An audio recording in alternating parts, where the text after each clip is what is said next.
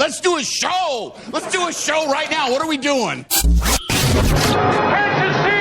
Everyone! They're here already! You're next! Let's go! Welcome to the future, where the glass is half full and you'll need new glasses, where you'll be jumping from conclusions. The past is annulled, and a new future is born! Never before in history has so much meant so little to so many. AD on the radio.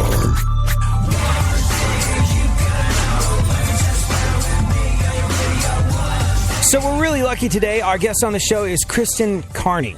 Hey. She is a stand-up comic. She's a writer. She's an actress, and you might have heard her on Playboy Radio on Sirius XM. You might have heard her sitting in on the Adam Carolla show, and there's a whole bunch of stuff that you do, and we're going to get to all that later. But you used to, at one point in your life, drove for Uber, correct? That's actually my most prolific achievement to date. Yes, I have. And I kind of do. Mm-hmm. And currently, like, I can't say it's totally in the past yet, unfortunately. You can't put that behind you. Well, you're also in an interesting position of having a perspective on the fact that ride-sharing services have recently become politicized. The hashtag delete Uber, hashtag delete Lyft that followed it shortly after. And you got a lot of interesting stuff to talk about. But this, to me, was incredible. Incredible. I was talking about my favorite ice cream the other day. Yeah, what's your favorite ice cream? Weird conversation you have in the hallway. It was a good date you were having, I'm assuming. It was it was with a coworker, okay. and I was like, I really like Chunky Monkey Ben and Jerry's, and he was like, you lefty pinko commie redcoat, what? Get back to England. Well, not that seriously, but he was like, I don't know how you could eat partisan ice cream that way, because I guess they've said a few things about politics, and they've made ice cream that is dedicated to a certain politician. It's not like it's made with like Obama's like sperm or something. Like it doesn't need to be politicized. I'm sure not in delay. Oh yeah, shoot. Is that a bad word? I'm not sure. I think that was one of the, when we take the responsible. But I'll take it out. Fine. Yeah, that was funny. We're asked to take this test before we go on the air once a year, and it's called the Responsible Broadcasting Initiative, the RBI. And my favorite question on there is like, what best sums up your attitude towards possibly objectionable or offensive material? If it makes you grin, leave it in, or when in doubt, leave it out. Yeah. Okay. I was in doubt, so I should have left that out. Well, you left it in, and it made us grin. Hopefully we'll be back here tomorrow about it. But I was just like, what the hell? My Chunky Monkey flavor of ice cream has been politicized. Come on. Sometimes, to borrow an expression from Sigmund Freud, sometimes a bowl of ice cream is just a bowl of ice cream. I believe in being a conscientious consumer. Even if it's Obama's. And thinking about where your dollars go. But at some point, settle the hell down. And you are right in the middle of that. And you had some interesting things to say about the whole delete Uber shenanigans. Yeah, I did, because I'm number one. I'm not a political person at all. I find politics to be boring, tedious, cliche, over talked about. I don't like that it divides so many people, and I just usually stay out of it. So for me, this was very unusual for me to tweet anything that has anything to do with an opinion on politics. And this really, I didn't really speak to politics. I just spoke to the drive Uber thing because I'm not into getting on bandwagons. And so I drive for Uber. I know other people that drive for Uber, and all I was seeing on Instagram and Twitter was the delete Uber, and like people giving instructions and being holier than thou, and these like torch carriers of like, just it was starting to bother me. And then I realized, wait a second, it's slow now. It's slow out there, and I'm not making any money. And then my friend Sarah, she just moved to Hawaii. She doesn't have a job right now. She had to move there because her husband got a job, and she needs to bring in some money to the household. And so she's been doing Uber, and she said, she's like, what's the deal with Uber? I made $20 today. And then that's when I was like, okay, I need to post something online. And I said, you're not punishing Uber by erasing your account. You're punishing the drivers who depend on that money. And I just get frustrated when everything just falls on the dude who's just trying to get by. I have such a soft spot for people like that, because that's what I'm trying to do. I'm just trying to get by. And when you think your little action of deleting Uber is going to affect the, Muslim ban, I'm glad that you think that you play a big role in the world, but it really doesn't. All you're doing is effing something up for someone else. And it's interesting because again, I was like, we're politicizing ride-sharing services, right? And, really, I took the temperature of America by doing a Twitter poll, which surprisingly reasonable approximation of where society's at, and Uber, Lyft, or who the hell cares want to get home. And the percentages, when I looked at the results of that poll, actually surprised me. We'll get into them next. Thank you so much for being here, Kristen Carney. Yay! Thanks for having me.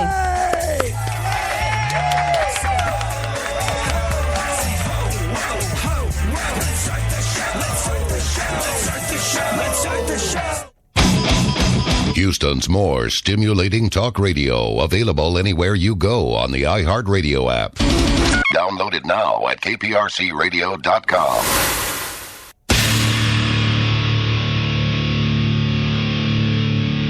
Where the left and right come together for fundamental truths. AD on the radio, on Twitter at ADSXE.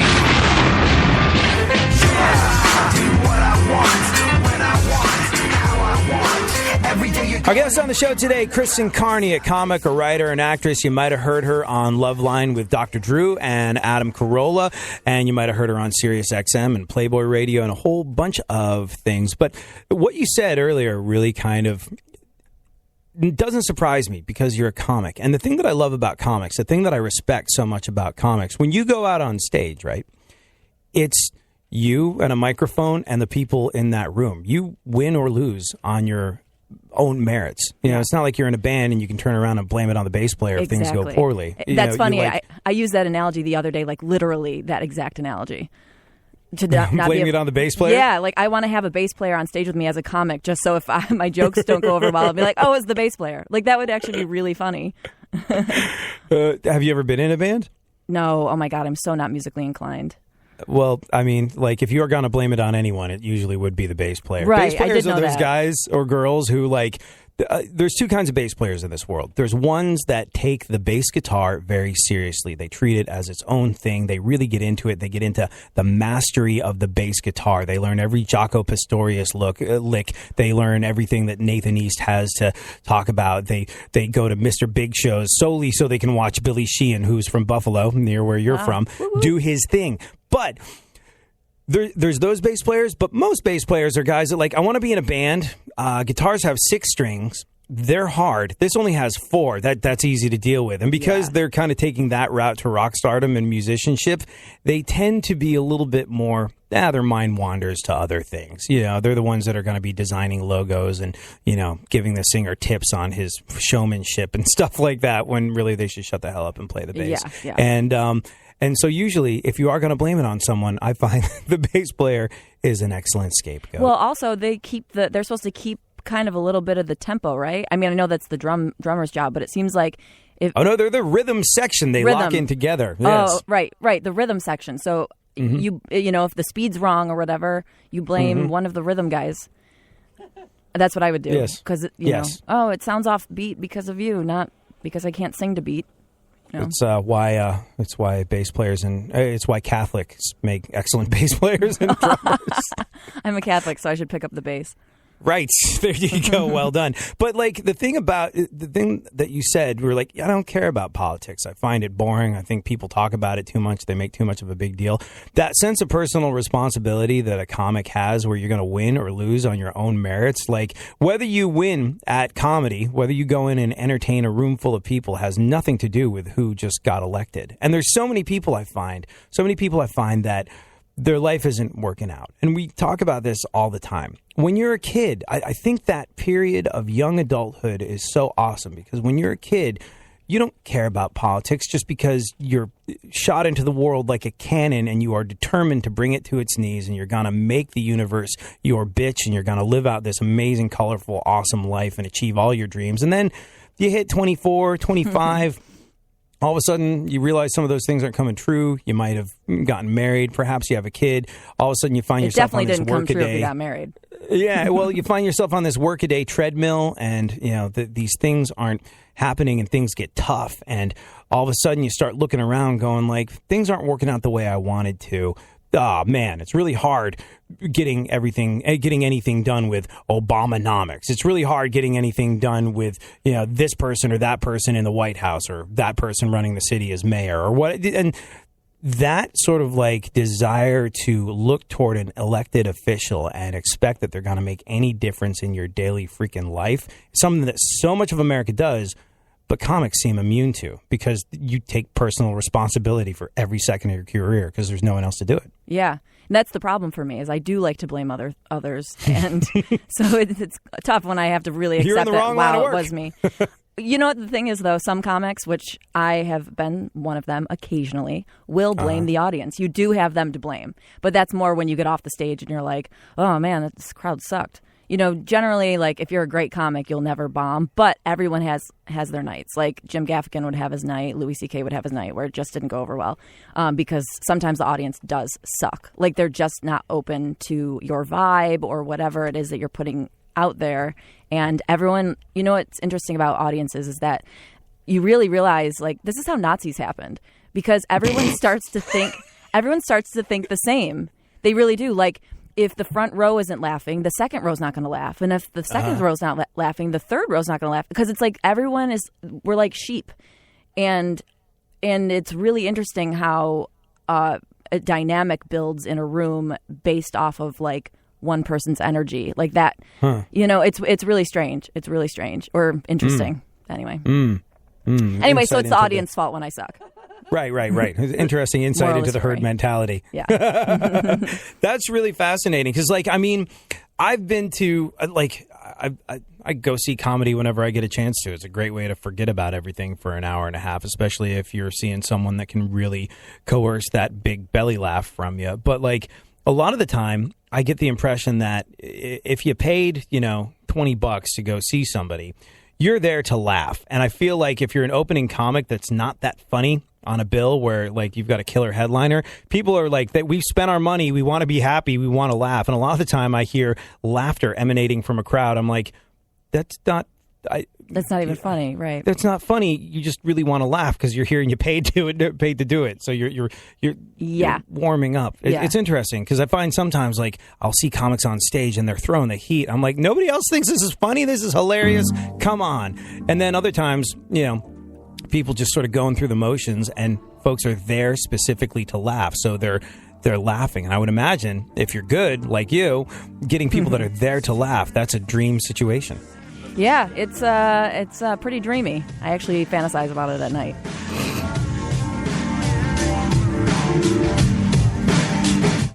Real 101 Radio 104.1. Don't get the blues, get all the news. We mean all of you guys out there in Radio Land. All aboard! He's back. AD on the radio. Give it up, yeah. Give it up, yeah. Bring this on, come on. So I would imagine, Kristen Carney. Yes. Anybody that you're from a small place in upstate New York called Utica, correct? Correct. Actually, an even smaller place called Ilion outside of Utica. Oh, wow. Yeah. No man's land. That's the suburb of Utica. So impossible, but possible. Outside the greater Utica metropolitan area. Yes, that booming wasteland, basically. So, Ilion. Yeah. If you are, from Ilion, New York, a plucky little suburb outside the Utica metropolitan area, and you hear that Utica's own daughter, Kristen Carney, is in Los Angeles, and she's on shows like Loveline. She's on shows like Adam Carolla's show. You can turn on Sirius XM and hear her there. You probably think, oh, snap, she made it. Like, that's awesome. And, the reality is the fact that, you're working, you're hustling, you're incredibly good at what you do. But occasionally, you've in the recent history, you've driven Uber. You Right. said you haven't broken up with it yet. Yeah, I haven't. It's actually like I've been hiding it. It's kind of a deep, dark secret. And by Thank you for coming clean on this show. Yeah, It's- I mean, there's no hiding it anymore. accountability is the first step. Yeah, and honestly, a lot of the reason I do that is because I want to keep up appearances for people from home. And I want to do that because I was so bullied. And I love the fact that they're like, whoa, Kristen's doing this and doing that. Like, whoa, that might, wow, we were really, jerks for doing. I'm just so glad that they think I'm doing great. And so I don't want them to know that I have to do something like Uber. But the other day I did put it out there because I was that passionate about people deleting Uber because of the ban. Wait, are you serious? You're like part of your motivation is, were you really bullied as a kid in Yes. The greater metropolitan Utica area? Very much so. I had to change No kidding. schools. Yeah. Yep. I was really bullied basically from the time I was like 9 until I was about 18. Wow. Yeah. Yeah. So like what kind of bullying? the mean kind. The mean kind? Yeah, no. It was basically girl on girl bullying where I was a really nice kid. I think I was pretty dorky looking at the beginning. I had really thick glasses and really frizzy hair, and my eye actually used to cross. I got it fixed. So I didn't start out from a great place. And then what happened was they didn't like the specific girl, and I became really good friends with her. And so they kind of jumped on me for being friends with her, and then just made my life living HE double hockey sticks for many years. So wow, yeah. Mm-hmm. Like I'd get called names. They used to tailgate me. Like when I got my license, I would drive to school. On my way home from school, a few times, they got so close to my bumper all the way to my house. It was like they would basically follow me right to my driveway and then keep going. But it would literally be like a foot from my bumper the entire ride home from school, and I would be shaking. So stuff like that. It was pretty awful.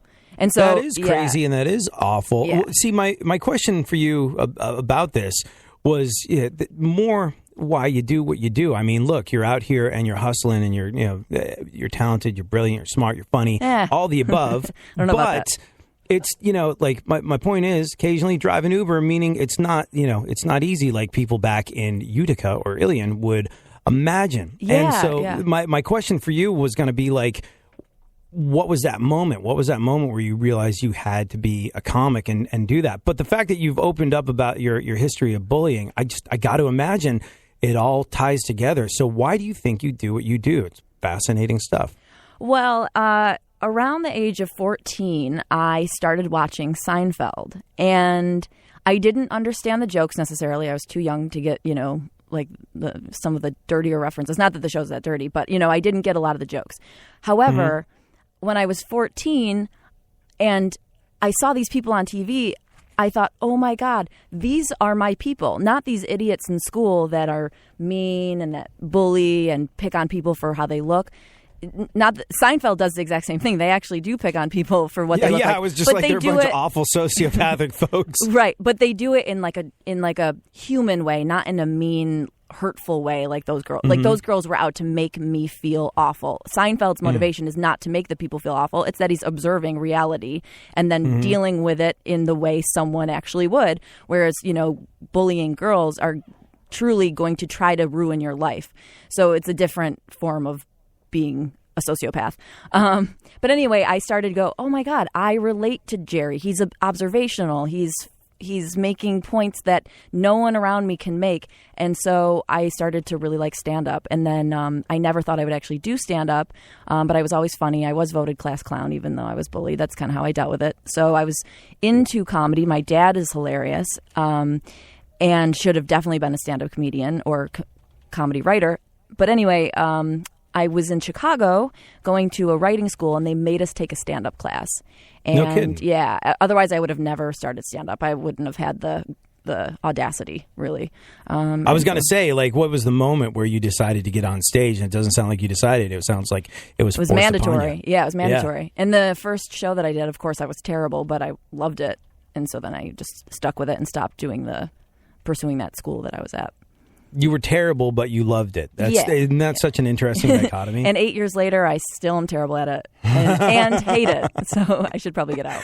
But well, first and foremost, Seinfeld is pretty much the reason that I do anything. So you are among friends here. Oh, okay, good. it's like a big deal. Like when I first met Funkhauser, when Funkhauser was assigned to me as a producer, I was like, Larry David has a Funkhauser on Curb Your Enthusiasm. That's what I said. Funkhauser. Cool. Yeah, that's what I said. Love that.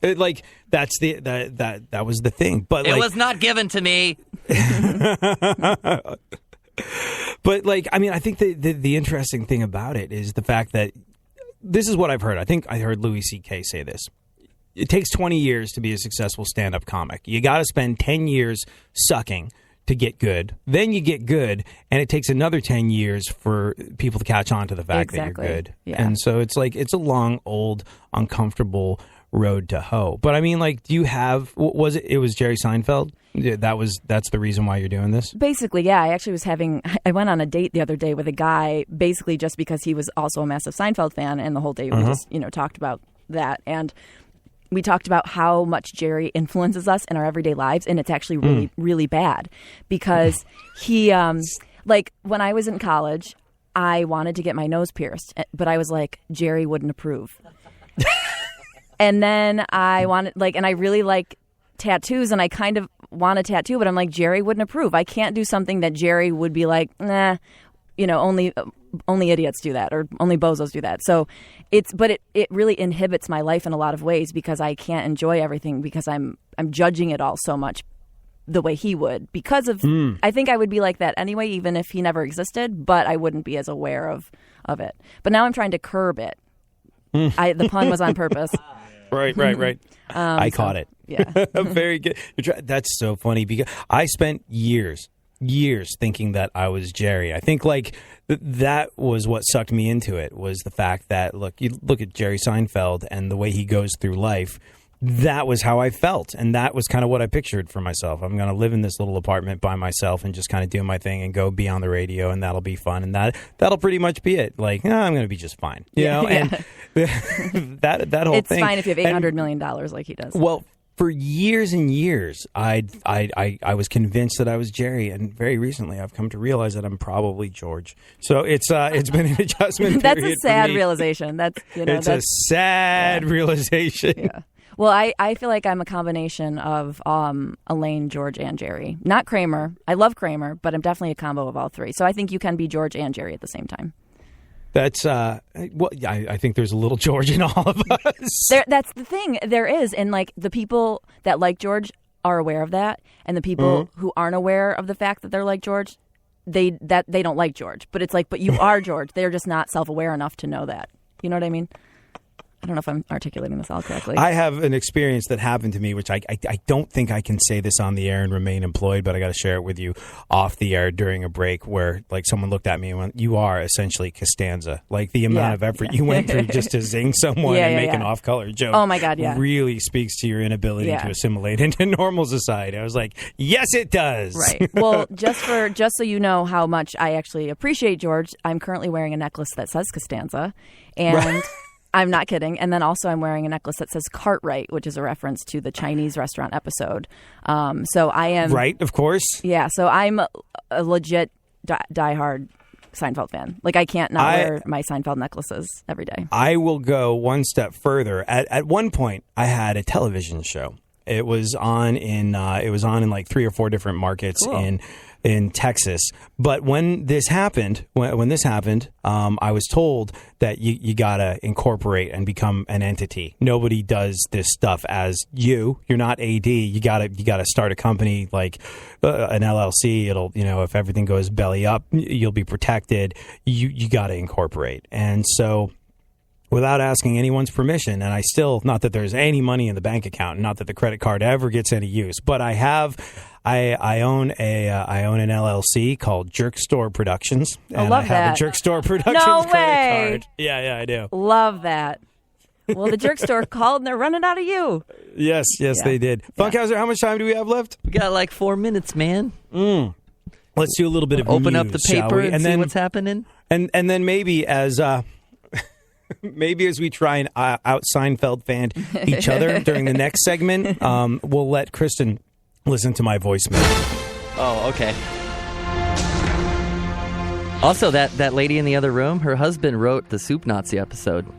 That lady right there. That's Spike Ferentz's wife? Yeah. Are you kidding me right now? Yeah. No. And she's listening to me talk about Seinfeld? Oh, my God. So you guys are going to girl bro down later. That is insane. I just almost lost it. That's crazy. The Spike Ferrison was on the show not so long ago. And wait, he also I'm sorry, heard my headphone voicemail. just went out for a second. Say that. Will you say that again? I'm sorry, my... Spike Ferrison was on this show a little while ago. Oh, was he really? He was. Uh-oh, sitting in so that cool. chair Kristen just where fell you over. are sitting right now. I mean, he literally wrote the best episode of television that's ever been on, ever. I mean, it's a classic and will go down in history. So, I mean, it's pretty awesome. We'll cut this and send it to him.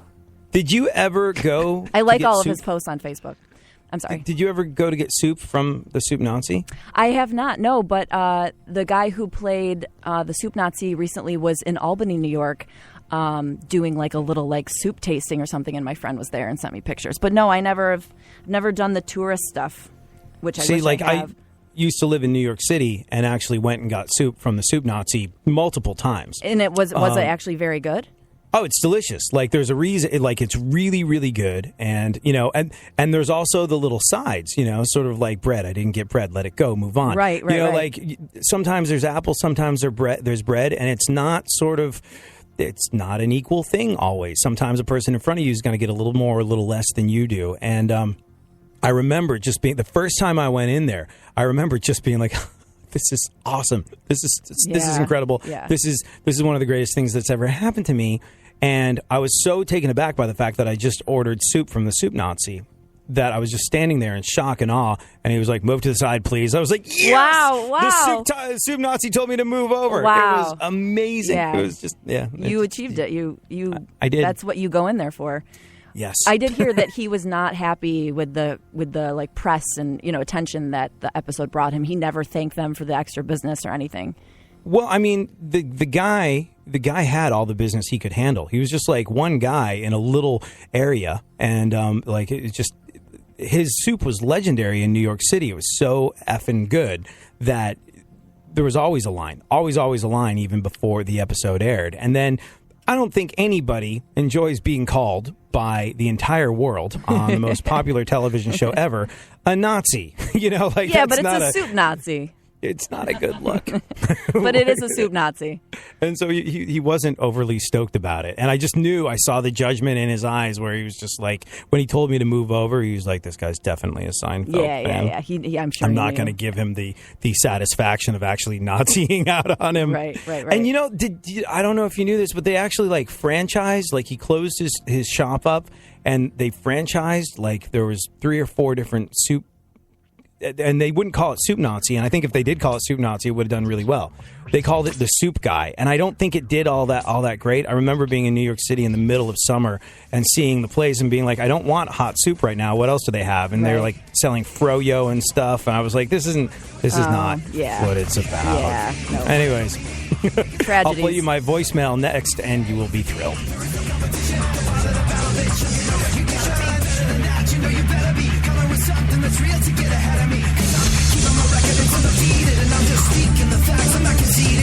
Real radio. 104.1.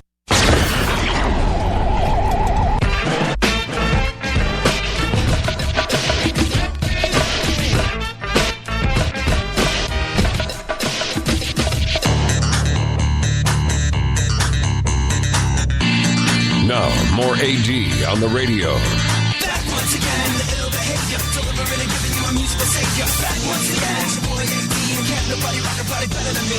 Our guest on the show today, Kristen Carney. You might have heard her on Loveline with Dr. Drew and Adam Carolla. You might have heard her on Sirius XM on Playboy Radio.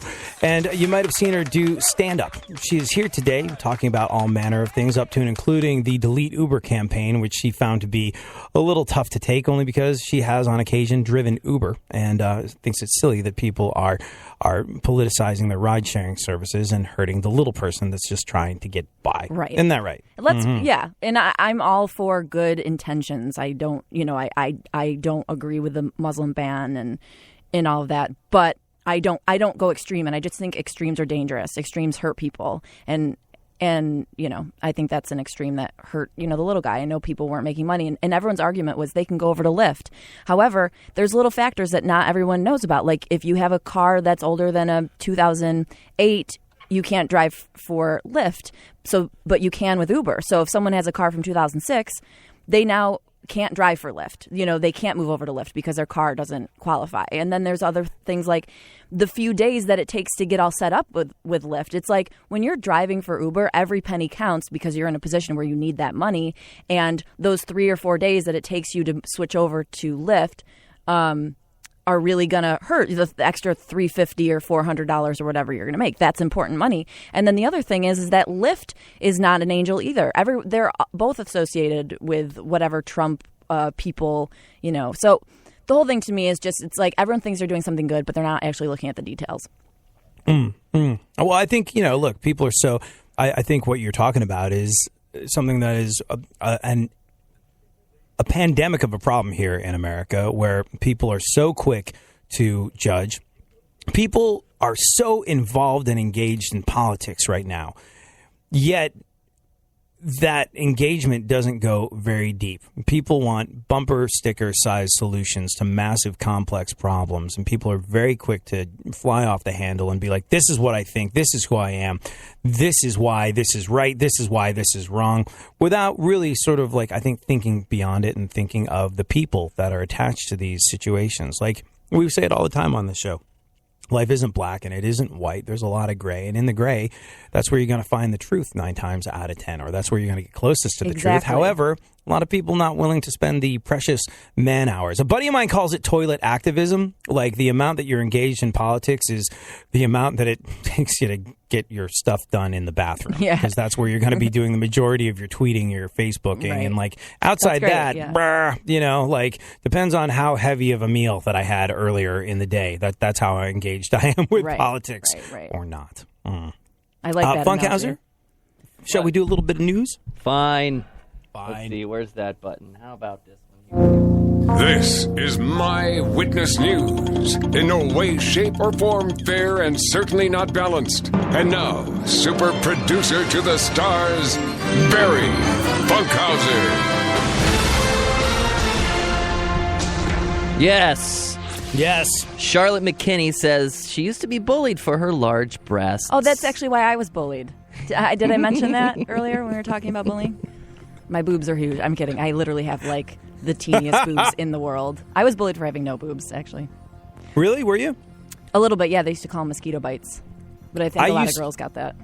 It's funny. I was thinking about this the other day. Like, if I ever have a daughter, like, I don't want her to be... I would like for her to be attractive enough to get through life, not be some sort of freak show. But I would hate to have a daughter that was hot. Because it really just sort of like it colors the world's perspective of you in just like the weirdest way. And I was thinking about this because like a friend of mine has a daughter and he's like, yeah, she's about to hit puberty. I'm basically ready to start sitting on the porch with a shotgun, kneecapping boys as they approach the house. Yeah. And I was just like, yeah, it's weird. And we were talking about when you do get boobs as a girl, I was like, I would imagine that whatever happens, you don't want your kid or you don't want to be the kid that is first to get boobs in school. Because, like, forever you will be tarred with that. Like, if everybody starts getting them and then you eventually do, that's cool. No, but, like, I remember the first girl to get boobs in school, and she was ridiculed mercilessly for it. Like, to this day... I remember who she is, and I remember that she went through life with the name Bump Chest, and I feel terrible for her about it. Like, it's just not cool. And she lost the genetic lottery, and for that reason was just, and I'm sure she's fine with it now. How old do you think she was when she started getting them? I think it was... Because if sixth grade, I think. Yeah. Like right around the sixth grade. That's when I got remember my boobs. I remember like people called her Bump Chest, and like there was this, and I remember the flawed logic of like us like idiot kid boys sitting around going like, man, if she's already started by the time we're in the 8th grade, watch out. It's gonna, and I think she stayed about the same until we all graduated. It was like, and I remember thinking what people's reaction was to it, and I remember. Well, and just thinking that was a horrible thing for this poor girl to have to go through. You Right. know? Well, It's weird. It's like you can't. You're darned if you do. You're darned if you don't. Because it's like if you don't get the boobs, you get bullied. If you get the boobs, you get bullied. So it's like, you know, as a little girl, you have a lot. I mean, boys do too, but you know, it's like, so do you want me to have boobs or do you not want me to have boobs? Like, pick what you're going to bully someone for and go with it. Yeah, no, there's damned if you do, damned if you don't. So, like, were you actually bullied because of being a late developer? No, I mean, that wasn't the main thing at all. I mean, occasionally, yeah, they, you know, and it was more like boys. I don't think the girls were really picking on me because my chest was small. I think that'd be kind of weird. But no, it was, and that never played like a huge. I actually don't mind having small boobs. I was never like when someone called me like mosquito bites or whatever. I was like, yeah, I'm small. I'm a very petite person. That's fine with me. I look skinny, and that's all I care about. As long as I look Right. skinny, yeah. There you go. Well, Charlotte McKinney, who she's like the burger chick, right? Funkhauser? What? Like the new Carl's Jr. Really? person? I think that, yeah. Yeah, so the bullying was worth it. She's getting, you know how much money you're getting paid to be in commercials? Yeah. These I would people make so imagine much that- money. Imagine that commercials. once she transferred to William Jefferson Clinton High School, it stopped as well. So that was fun. One more piece of news, Funkhauser. Drew Barrymore lost 20 pounds while doing her new Netflix show. I gain 20 pounds when I do Netflix. Because I just lay there and eat and watch I was TV. going to say, like, yeah, that's my experience with Netflix is a sedentary one. Yes. What is her new show? We'll get into it next.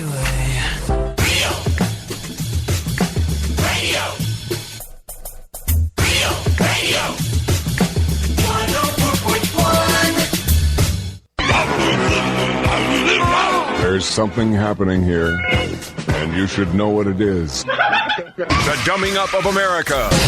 Now, more AD on the radio.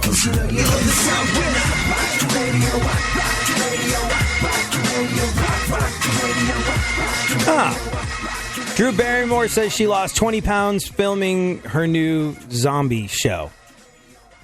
It came in the middle of a moment in my life where I let myself go due to personal circumstances, and I thought I would come alive. Basically, she was snacking a lot, it would seem, and then she realized she had to do a show and then lost 20 pounds. Isn't that what actors do? You act, Kristen. I mean, you know, it doesn't sound like you have a problem keeping your weight in line. You're naturally petite, as you said earlier. I'm a lucky girl. Like, don't all actors like kind of go through that, like put on 20 pounds? Because you see like these, what was the 300 guy? What's that dude? Help me out here, Russell Funkhauser. Crowe? No, cleft lip type guy. What's it? Right? Like Joe Sixpack from the 300 movies, which we all learned were painted on afterwards, and men can't really achieve that. It's not River Phoenix you're talking about? Or not River No. Phoenix, Joaquin Phoenix? No, the 300, Wasn't he- not who was Gladiator. it? Oh, okay. All right. I confused those. Funkhauser, can you Google this, or I'm going to He's lose looking. my mind, He's but, like, looking at it, and then he closed it, and he's Yeah. looking at it I was again. like, I don't know. I don't know this guy. Yeah. You talking about Like, Gerard Butler? There you go. Like, ripped-toned, shredded super athlete, and then, you know, here's Gerard Butler on the beach on vacation, and he looks like Gerard Butler ate Gerard Butler. Yeah, I think that's, yeah. like, pretty Yeah. common for you know, actors to do, because, like, if you want to, I don't know. I mean, don't their bodies go through so many transformations, and it's, I think, because they have this team of people, if, like, you know, on them the minute they need to get in shape, it's like they have all these special powers because of all the support they have. Right. But, Yeah, you know, well. but when those people go away, they're just human, and then they look human. Like Leonardo DiCaprio, I'm in love with Leo, always will be, but he looks terrible normally. But guaranteed he could look so ripped and great if he needed to. You know what I like about that guy, though? Like, I like the fact that I really know nothing about him, and it makes it so I can watch him in movies. Like everybody else, the more you know about someone, the more distracting it is while you're trying to watch him on some screen. Like, Right. And one of my favorite movies ever, you seen Catch Me If You Can? Where Yeah, he plays so good. Unbelievable movie. And, you know, I completely buy into him being that guy because I don't know the names of people that he's dating. I don't know what he's doing. Well, like, I think occasionally you see, like... you might be out of yeah, the he- loop because I think I kind of know some names and know some stuff about him. So you need to read up on your Leo info. But thanks. don't if you want to keep enjoying him. That's an avenue of pleasure I choose not to walk down. Good. What else is going on, Funkhauser? Oprah is making a return to network TV as a contributor on 60 Minutes. I don't think you said that right. I think Oprah Winfrey is making Winfrey is making a return to network TV No, as a it's- contributor on 60 Minutes. quote No. unquote. That's what the More like paper Oprah is making a return to network TV as a contributor to 60 Minutes. You get 60 You get a minutes. You get story. 60 minutes. You get 60 minutes. I love bread. I love bread. I love bread. I would marry bread. I would do things to it that I can't say on air. I love bread. The things I would do to bread would make Stedman's head spin around. Butter his yes. bread. CBS. I believe they added her because they wanted the young whippersnapper's perspective. Everybody on CBS is like ancient. She really is young and vivacious compared to the vast majority of the rest of the staff there, I think. That's crazy. Yeah. I believe that each week Oprah will be doing an in-depth investigation of how wonderful her life is. Go on. Kanye may be boycotting the Grammys. Well, he has like 23 of them now. Like, he's got so many Grammys that it's just like old hat. I think. What are his reasons for this, Funkhauser? Do we know? I don't know. He's a nut job. I mean, yeah, you can. Pretty sure that's the reason. You don't want him at the Grammys because he's going to run on stage again. Didn't he do it like twice? He's done it twice, right? He did it for Taylor Swift, and then I thought he did it again for. Maybe he didn't. I maybe misremembering. He did for somebody. I can't remember though. So good. Stay home. Funkhauser, as Kristen and I try and out Seinfeld fan each other, I think it's time to call him a voicemail. All right. Go ahead and do that then. Mm-hmm. Hold on here a second. Yeah. You still listen to your voicemails? No. I'm kidding. Now, anybody that chooses to leave a voicemail as opposed to send a text, I'm deeply chagrined with them. You rule them out of your life forever. Yes. Oh, let me send you the voicemail. There we go. Oh, you come up as a private number, Funkhauser. 800.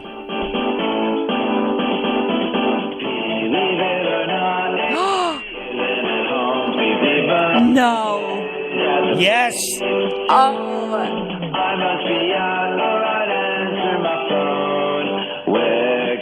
Could I be?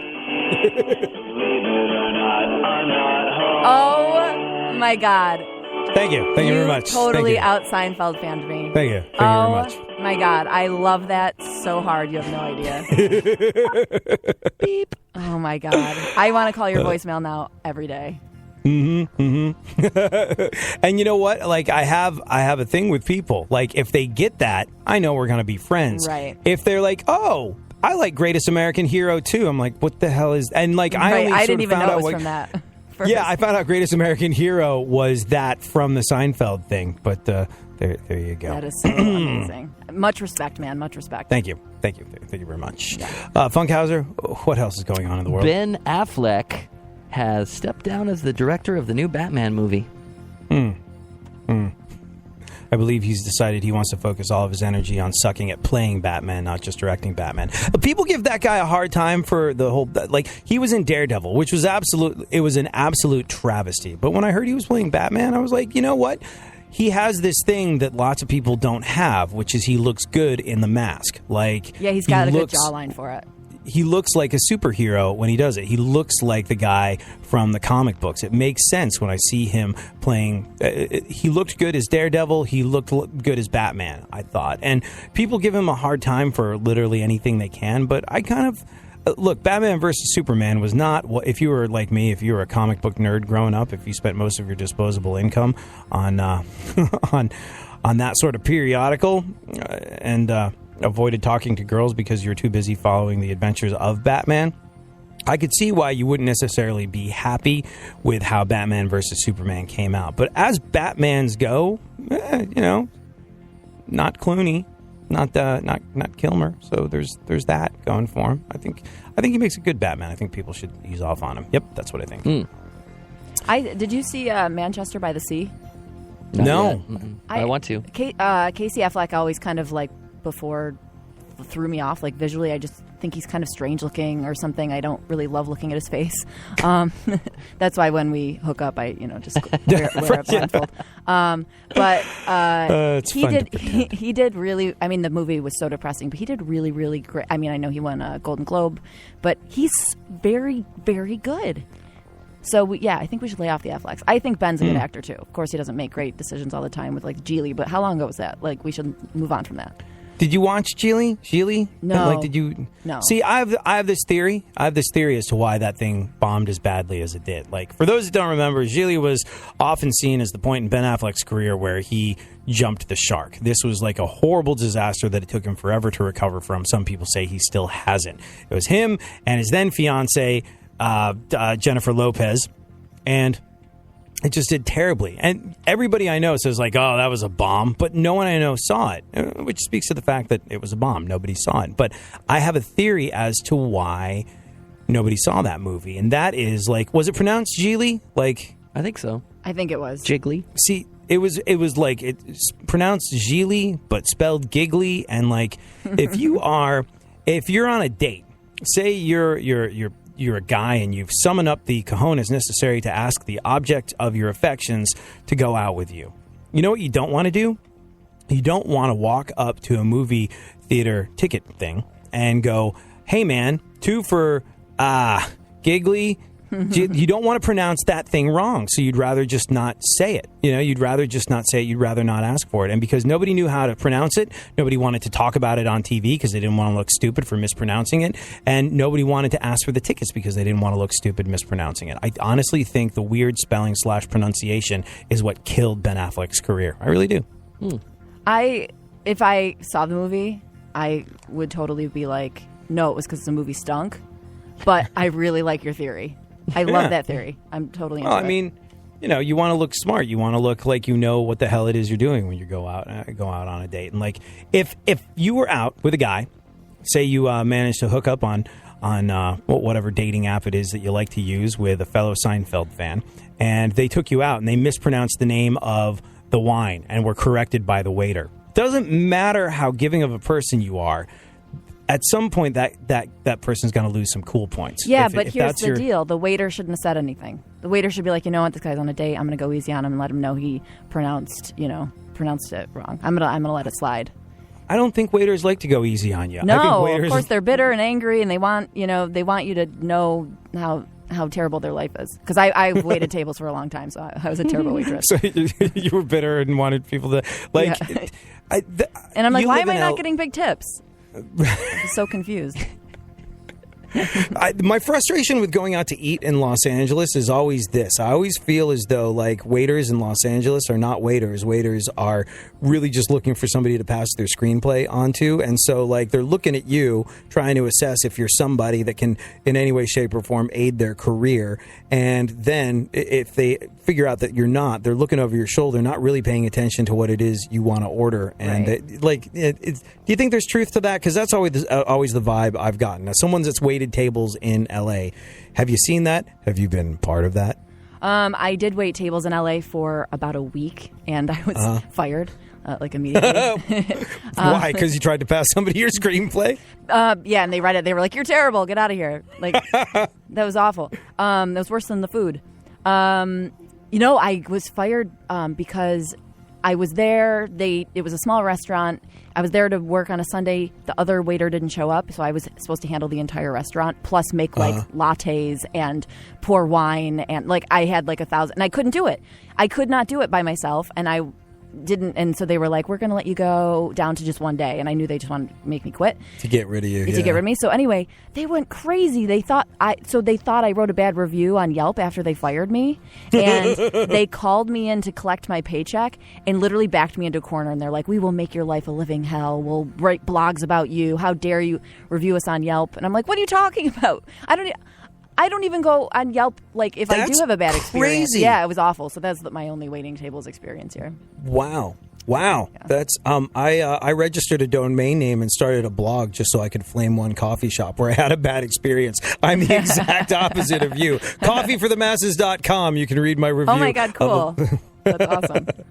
That's amazing. That is that's a George move right there. That is it's such very a George move. yes. Yeah. No, you're absolutely right. If they were on in the technology age, that would have been an episode. Yeah. No. And you know what? I think I still pay for that domain name too because I never want the review to come down ever. That is awesome. I was a waiter for a week as well. That's interesting. But like, I wasn't fired. I just I would work a 12-hour shift and come out of it with $23 and see guys just making it rain after working for half that amount of time. I was like, evidently I don't do this stuff right. I should remove myself from the situation post haste. Kristen Carney, thank you so much for being here. We hope you come back over and over again. You rule. Thank you very much for hanging out. Thank you for having me. It was fun.